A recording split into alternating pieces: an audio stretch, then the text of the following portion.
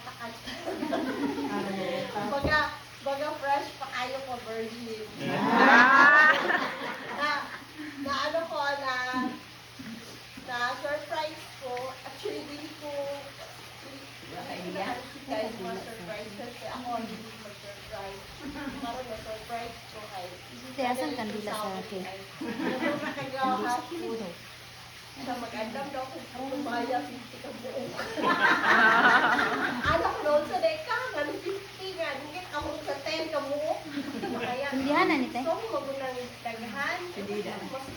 Sayang na magunang 50. Kasi nung 50 ka buo kung kumaya. Hindi na kagabi, pagpunod na ako kanina. Wala nag-record yung ano kung panguli mo kay mga tulog na takay. Kapag siya tulog kayo mo.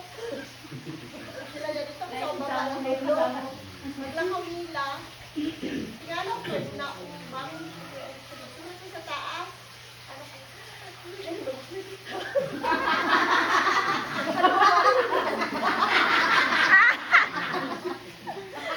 bilog nila.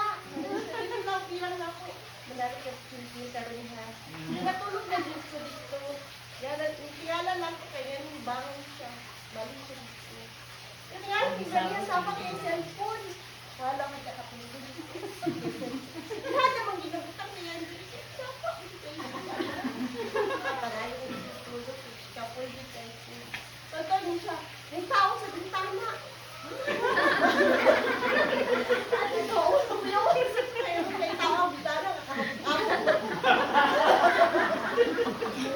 Kailangan ko. Ay, sabi, bangon. Ito ko, bangon. Yan, ito kong gano'n. Bangon kami. Harap yung mga parang bangon. Kasi ako pa ang bintana ng tao. Pero nakamulat ko, kamulat ko. Pero nakakuha na ko ba? Ay, sabi na yun ko. Bakit ito? Wala hindi ko ka nag-expect yan na ay mga katakal-takay.